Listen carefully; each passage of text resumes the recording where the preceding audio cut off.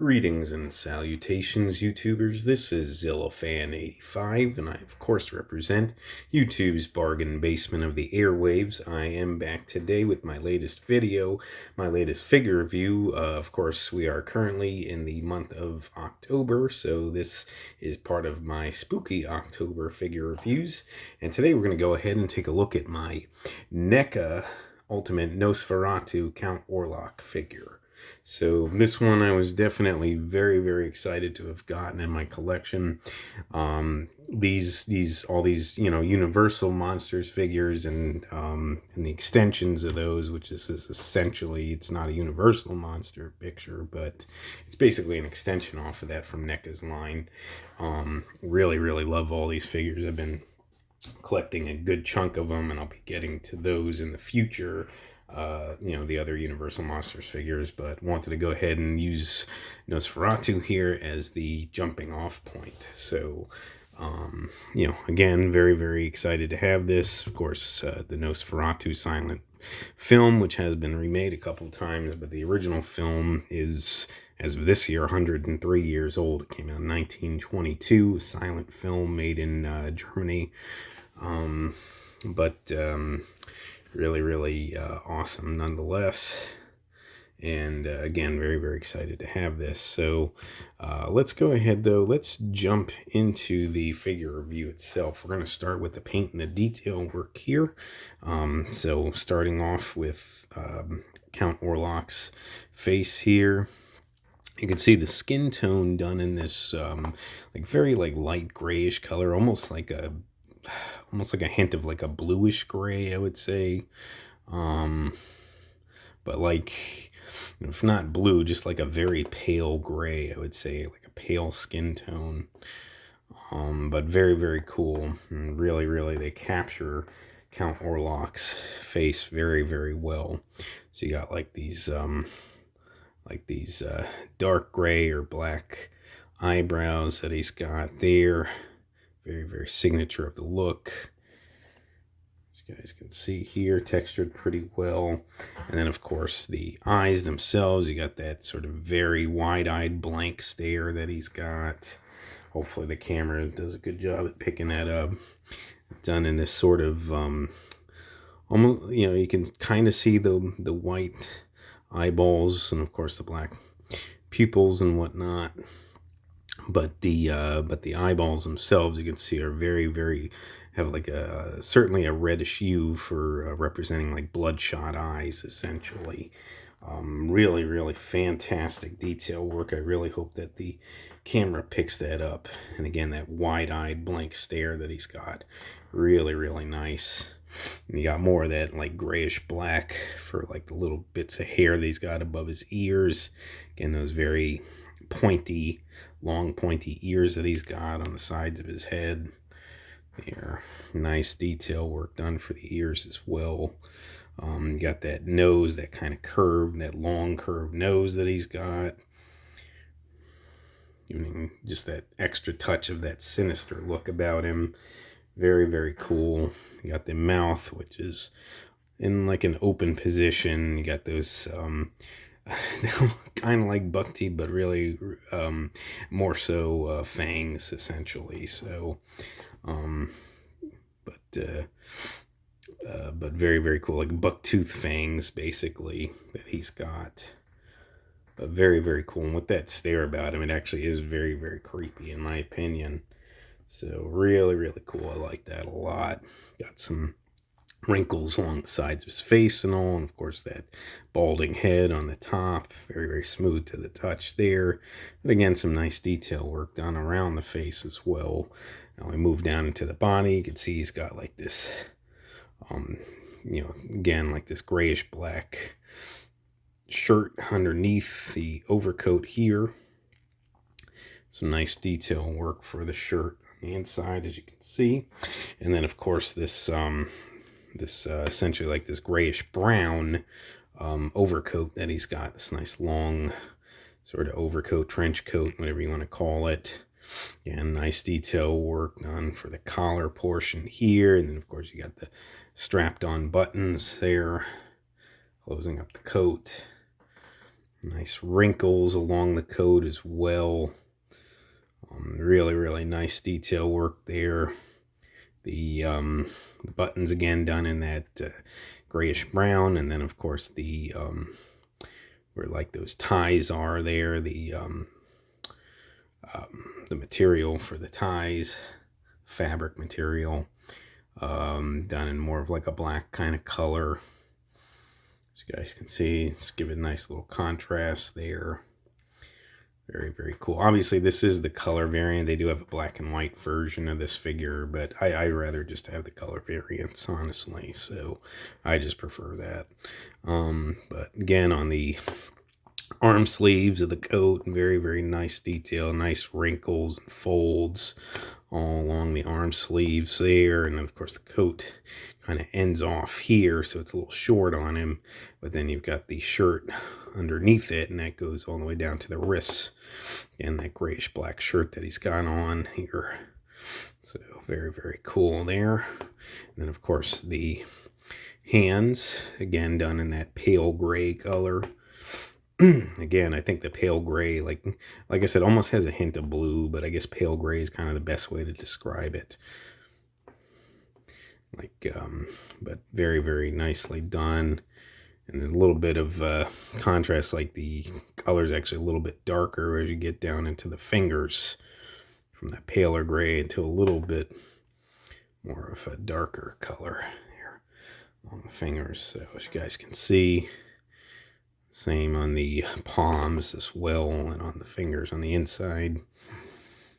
Again, nice wrinkles and grooves all along the hands there. And then, of course, his sharp fingernails there, as you guys can see, done in this off-white nail color. But very, very cool, and they're fairly sharp to the touch as well, so just be mindful of that. Really, really nice detail work, though, folks, all along, and of course on the back as well. Again, more of that detail work for the overcoat there, buttons on the back there. And of course, the sort of like tail coat kind of thing, or the way it splits in the back there. Very, very cool. And it's a nice like rubbery material, so to help with mobility a little bit. So, and then you go down, you can actually see the there's sculpt on the inside. You got the pants, again, that grayish black color. So when they go down from the waist all the way down to the feet, again, some nice wrinkles and grooves to capture detail work for the pants themselves. Very, very nicely done all the way down to like the where it joins into the shoes there at the bottom, and some nice folds and wrinkles there. And then, of course, you got these nice black shoes that he's got on, boots or well, really more so shoes. He's got on these almost dressy type shoes here. You got the laces, again, done in black as well, but nice detail work there. Some nice detail for the shoes themselves. The bottom, pretty plain Jane, but still some nice patterning, though, just to capture the necessary details for the bottom of the shoes. And pretty much that's it. Otherwise, though, here, so you guys can see. And again, just another little look-see around. But that pretty much captures it for his paint and his detail work. Oh, one other thing, though, I do want to highlight on the face there, below his eyes, those bloodshot eyes, you can actually see like some deeper, almost like purplish color here, just to like give him that much more of an eerie feel, you know, like that sort of, like he hasn't been sleeping well, essentially. So as you guys can see there, captured very, very well there. So hopefully that picks it up. But anyways, just to add that little added touch, though, for it. So very, very cool nonetheless. That pretty much captures it for his paint and his detail work here. As far as articulation goes for Nosferatu Count Orlok here. So pretty well articulated. Again, it is a NECA figure. So the head is on a ball joint here, so you can see you can move it up and down. It joins into the neck. Again, that neck done that palish gray color. So you can move it and you can turn it. It would, obviously being on a ball joint, normally it would be able to turn all the way around, but the coat is going to hinder that movement. But you can tilt side to side, and of course you can turn side to side. But again, the coat is going to hinder the movement. But you can look pretty decent ways up and very solidly down as well. So you do get, for what it is, you get nice range of motion there. You got these hinges for the where the arms meet the shoulders here, so you can hinge up. You can get a nice T pose out of them there. You can hinge like that.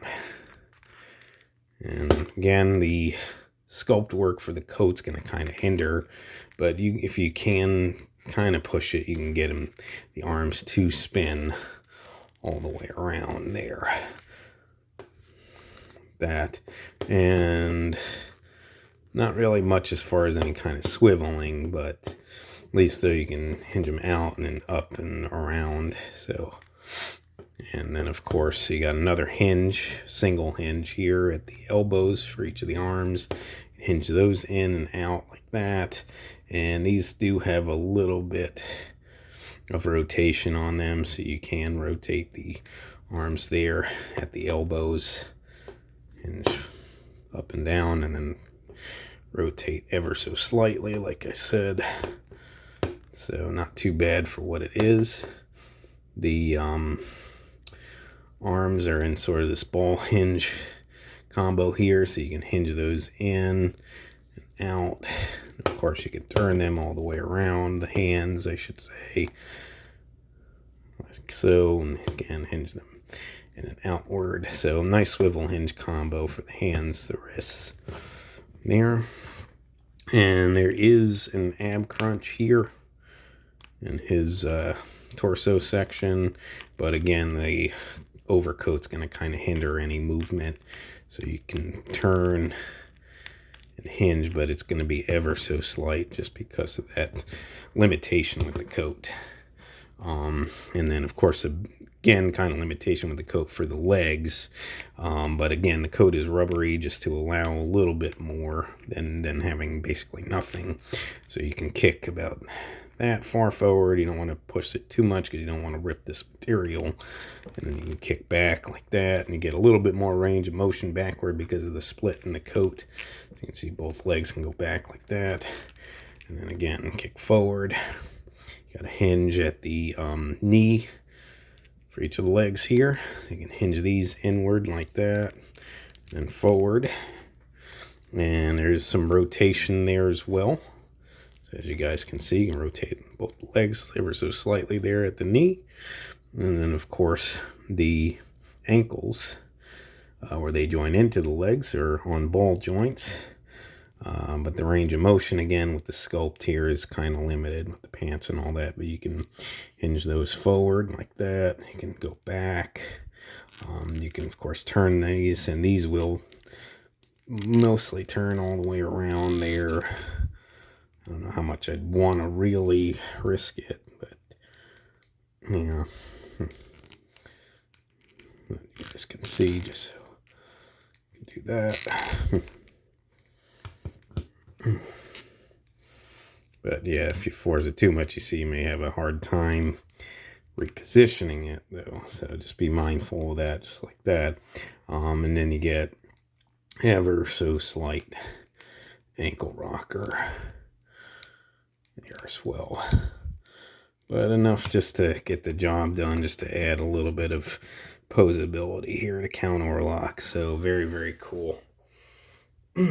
So what I was trying to say before, like the rings around the eyes, so it's just trying to capture the right phrase for what it was, but it's not thinking straight here. All right, but anyways, as far as posability, that's pretty much it for him. As far as accessories, again, it's a NECA figure, so you got a good deal of accessories. We're going to start with the alternate heads that he comes with here. Pull these out. So you've got, of course, you got this forward staring blank face here. That's the standard head, the default head. And then, of course, you got this one, this sort of angry, like grumpy, angry look about him with the ears pressed in. And you'll see the functionality of that. Again, all done in the sort of same paint scheme and detail work and everything, though, for all the heads. And then, of course, you got, this is a famous look for him, or that side-eyed pose. Definitely numerous media facets that have shown this look for Count Orlok. With that sort of grin, that sinister grin, and the side-eyed look there. I know, like, there's like that SpongeBob thing with that too, so, but very, very cool nonetheless. Let's put those down here. He also gets a decent set of extra hands here. You get, on top of the default hands that he's got, he's also got 5 extra ones. I'll take those out.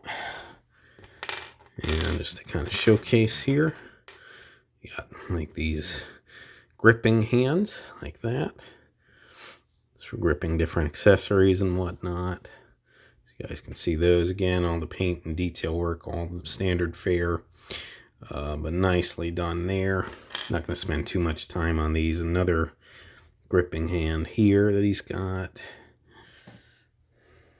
You guys can see that. And then you've got this curved hand here. So it's a slightly open hand like that, just with a curve on it. So you guys can see that. And then these are my personal favorite hands. Open hands with like these gesturing poses, but as you can see, the fingernails or the claws, if you will, are much longer, at least twice the length of the standard ones. So, which again goes with that famous shadowy scene. We see him climbing up the staircase and got that silhouette, and you see his hands like this with these claws extended far out. And this is the way I like to personally have him, but for the sake of the review, I'm just doing with the standard hands set in place. Now, obviously, you can see that like ball hinge that it's got, so easy to swap them out. Same thing with the head. I'm not going to bother changing out the parts, but just to showcase for you guys, though. And otherwise, you do have a few other accessories. You got this bottle here, I believe like a wine bottle. And again, you can figure out which gripping hand. Again, I'm not going to mess with it too much, but you can kind of figure out like which one goes with which. So you can have him holding accessories like this. So just a nice, like glossy black color for this wine bottle, if you will. Very, very cool.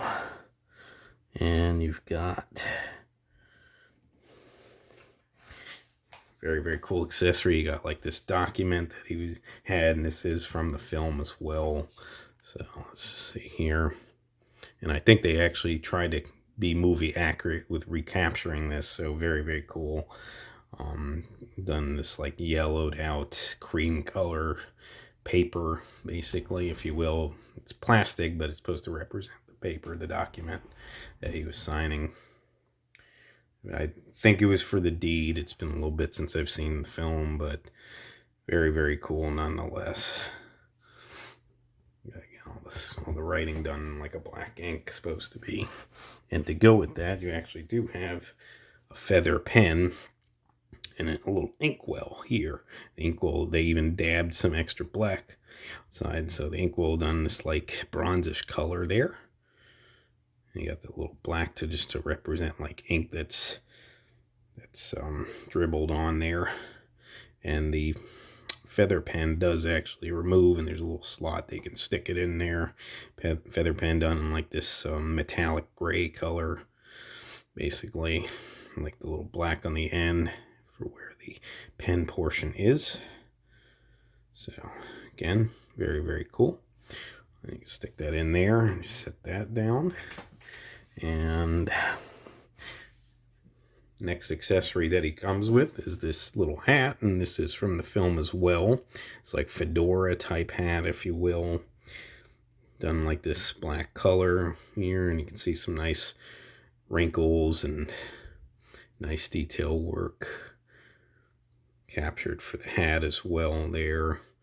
And trying to figure out how it goes, but it would go on it's supposed to go on the head sculpt that has the ears that are bent inward to make it easier to go on and go on at the top of his head. So I think it's like that. It could be this way though. That actually seems to fit a little bit better with the pointy end in the back. But very, very cool nonetheless. And then the last accessory that he comes with is the set of keys that he's got here. Done this like, I think it's plastic, but it does represent metal pretty well. I think the chain, I think it's all plastic, but the chain does kind of feel metal to the touch though.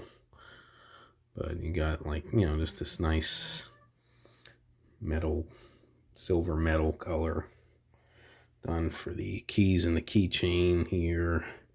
And again, you just kind of figure out which hand is used to grab these with. So, but very cool. Might even be this one there, but anyway, though, I just got to play around with it a little bit. Just kind of figure out which one, but if you want to have him holding the keys, you definitely have ways to do that, as you guys see here. So, very, very cool. Again, nice detail work done for all the keys. These are pretty small, so be careful with them, of course, but very, very awesome nonetheless.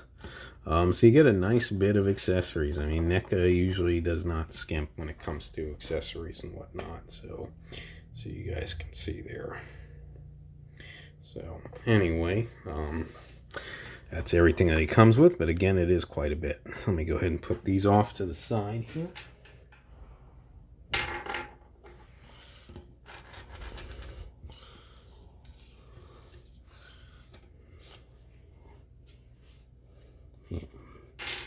Next up, we're going to go ahead and take a look at sizing.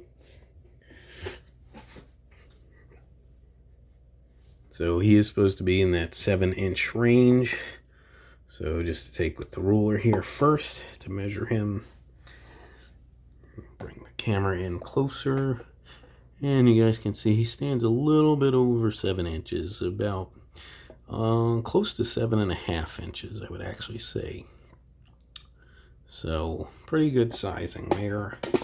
And just to have as a size comparison, I haven't reviewed my other NECA Universal Monsters figures yet, so we'll hold off on those, but just for the purposes of this, I'm going to use my Jakks Pacific Bela Lugosi Dracula figure, which I have previously reviewed. This one is more in like the 6-inch range, I think maybe even a little bit under 6 inches, but so you can definitely see the size difference.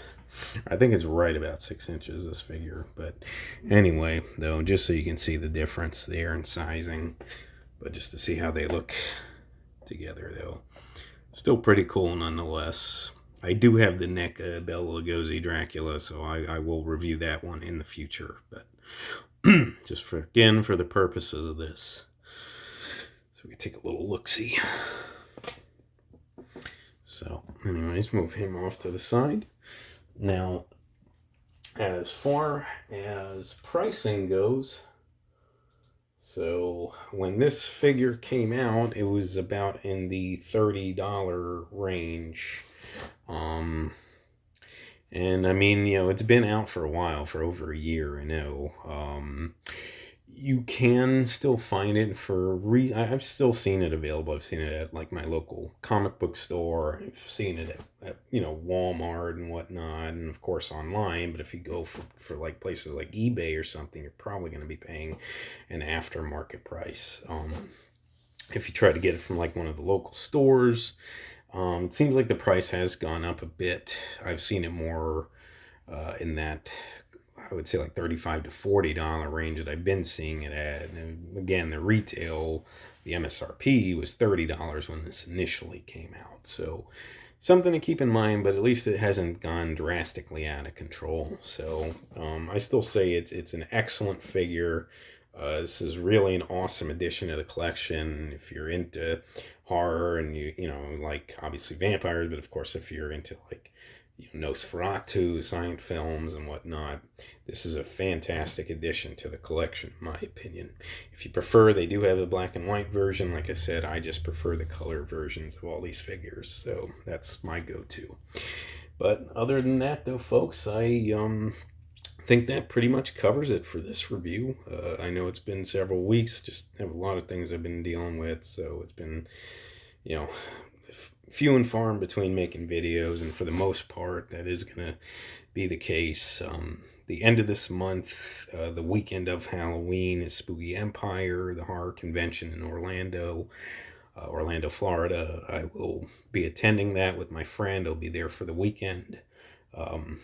We have other things that we do every year for Halloween, so we'll be there the day after and staying for that whole weekend, though. Just passing as Halloween falls on a Friday this year, so but Saturday and Sunday we'll be at the convention. So my plan probably for my next video will be a haul from that. So whatever I do end up getting there. But that's about it for the time being, though, folks. I would like to thank you guys so much for watching. If you would like to subscribe, please feel free to do so. If you would like to like and or comment on any of my videos, please feel free to do so as well. And just remember, until next time, ladies and gentlemen, you be good to yourselves and sayonara, and have a frightfully fantastic day.